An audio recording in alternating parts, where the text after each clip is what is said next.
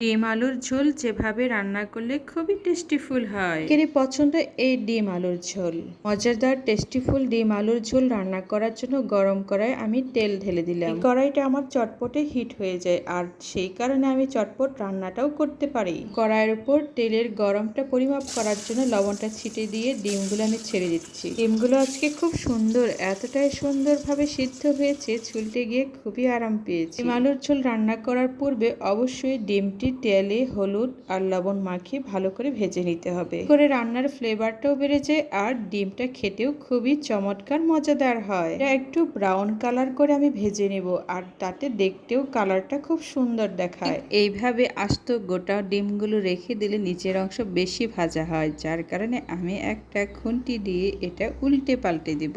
পাল্টে দিলে হয় কি, সব অংশে সুন্দর করে ভাজাটাও হয় আর ব্রাউন কালারটা হয়। আলুর ঝোলে যদি মুরগির ডিমের এমন ব্রাউন কালার দেখা যায় তাহলে খেতেও কিন্তু খুব সুস্বাদু হয়। তার ক্ষেত্রে ডিম ভাজার জন্য কি চমৎকার একটা আইডিয়া, খুব সুন্দর আইডিয়া, তাই না? জাকাঠি দিয়ে ভালো করে উল্টিয়ে পাল্টিয়ে আমি কালারটা আরো সুন্দর করে ব্রাউন করে নিচ্ছি। এটা ব্রাউন কালার ভাজার সময় খেয়াল রাখতে হবে আগুনের আঁচটা যাতে কম করে দেওয়া হয়। অনেক সময় দেখা যায় যে বেশি আঁচে ডিম ফুটেও যেতে পারে, সেদিকে বেশি সতর্ক রাখতে হবে। ধীরে ধীরে ডিমগুলো একটি এদিক সেদিক করে উল্টে পাল্টে দিতে হবে। সব অংশে নেড়েচেড়ে দিলে যাতে ডিমটা খুব সুন্দর করে ব্রাউন কালার হয়। তবে আমি আমার ডিম ভাজার পর্বটা শেষ করছি।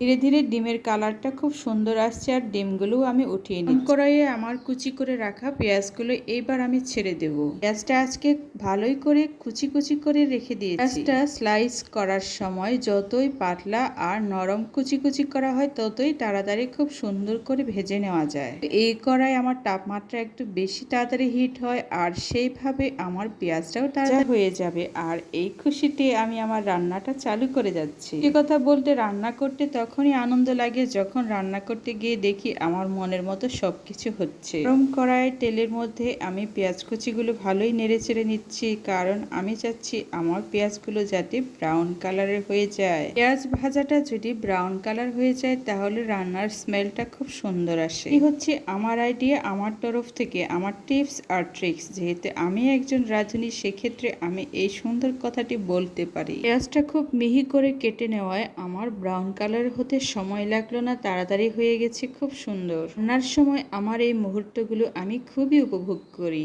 এখন দেখি যে আমার চাহিদা মতো আমি আমার কাজটা করতে পারছি আর কাজটা খুবই সুন্দর হচ্ছে, তখন আনন্দের সীমা থাকে না। আমার বাটিটি করে কি কি রেখেছিলাম সেটাই বলি। তে করে আমি আমার বেটে রাখা মশলা আর পানি, হলুদ, লবণ, তারপর মশলার মধ্যে কি কি ছিল, রসুন, আদা, তারপর হচ্ছে জিরা, সবকিছু বেটে আর সামান্য পরিমাণে একটু গরম মশলা, এগুলো আমি অনেক আগে ভালো করে রেডি করে বাটিতে করে একটু পানি দিয়ে লবণ দিয়ে রেখে দিয়েছিলাম।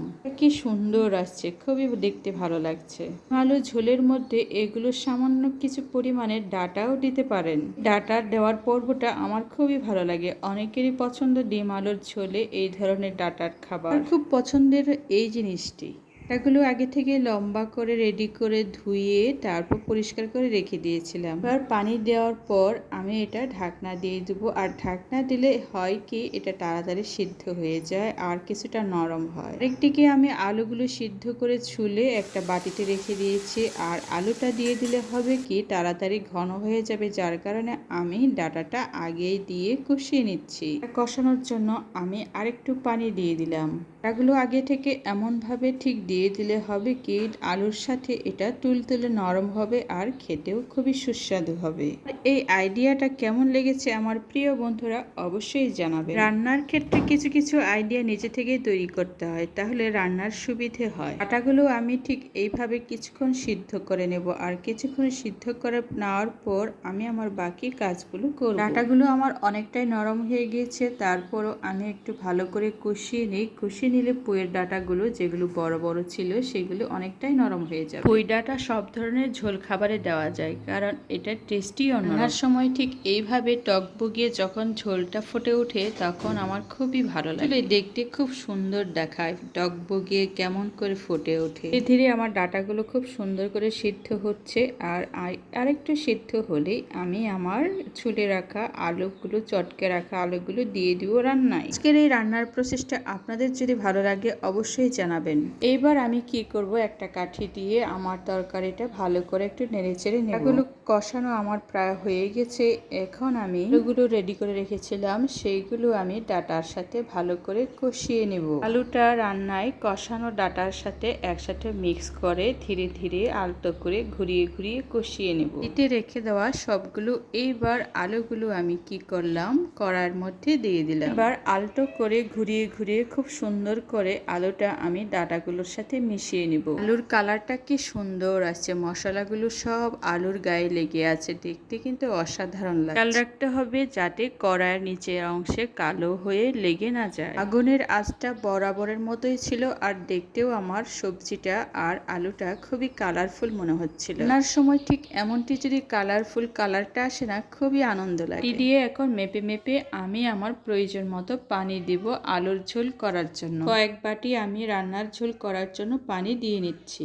অনেক সুন্দর হবে ডিম আর আলুর ঝোল। ঝোল রাখার জন্য পানিটা দিয়ে দেওয়ার পর একটা ঢাকনা দিয়ে আমি ঢেকে দিলাম। কিছুক্ষণ পরে আমি দেখলাম আমার আলুর ঝোলগুলো টকবগিয়ে ফুটে উঠেছে। দেখতেও খুব সুন্দর লাগছে, আর আলুগুলো আমার সবগুলো চাকা চাকা আলুগুলো ভেঙে গেছে। ঝোলটা এখন আমার যেটুকু প্রয়োজন সেটুকু রাখবো, বেশি পাতলা ঝোল করব না, আমি করব আর একটু ঘন ঝোল। রান্নার সময় মনে রাখতে হবে ডিম আলুর ঝোল করার জন্য যে যেটুকু ঝোল পছন্দ করে ঠিক সেইভাবে আইডিয়াটা করে পানি দিতে হবে। ওই আইডিয়া অনুসারে পানি দিলে তরকারির ঝোলটাও সুন্দর হয় আর মনের মতো ঝোলটাও পাওয়া যায়। এই আলুর ঝোল রান্নায় টেস্টিফুল ঝোল পাওয়ার জন্য অবশ্যই অনেক কিছু মশলার প্রয়োজন, যে মশলাগুলো আজকে আমি দিয়েছি। আমার প্রয়োজন মতো কয়েকটি তেজপাতাও দিয়ে দিয়েছি ডিম আলুর ঝোলে। রান্নাটা হয়ে গেলে আস্ত করে এই তেজপাতাগুলো আমি উঠিয়ে নেব।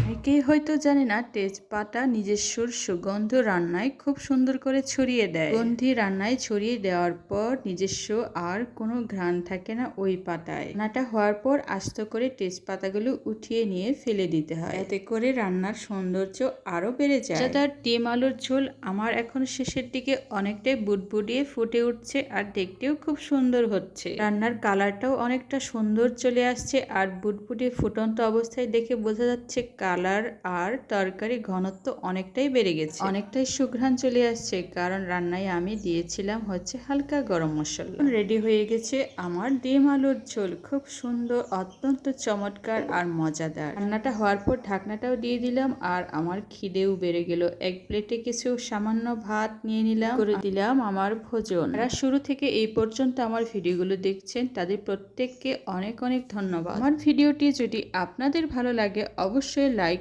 কমেন্ট আর সাবস্ক্রাইব করতে তো অবশ্যই ভুলবেন না। রান্নাটা এত মজাদার হয়েছে না, আমার এখনো আরো ভাত খেতে ইচ্ছে করছে। এইটুকু ভাত শেষ করেছি, আর একটু ভাত নিয়ে আমি খেয়ে নেব। এমন মজাদার রেসিপি করতে আমার খুবই ভালো লাগে, আর বন্ধুদের সাথে শেয়ার করতে তো আরো ভালো লাগে। পরবর্তীতে আবারও এমন সুন্দর সুন্দর রেসিপি যদি চান অবশ্যই জানাবেন।